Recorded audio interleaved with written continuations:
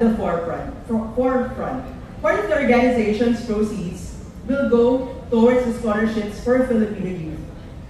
So your shopping is also shopping, supporting a cause and a purpose. So for Globe, there are really three main contributions here, right? So first, the bazaar will be powered by Globe 5G, and as what Anna said, the 5G energy, because it will be in Makati, in Glorieta, and in Greenbelt. Second, we will have a special Globe Platinum Lounge in there. So our shoppers can relax, take a break, catch up on the holiday, and shop again with a purpose. And lastly, but certainly not the least, we'll be bringing digital inclusivity. What does it mean?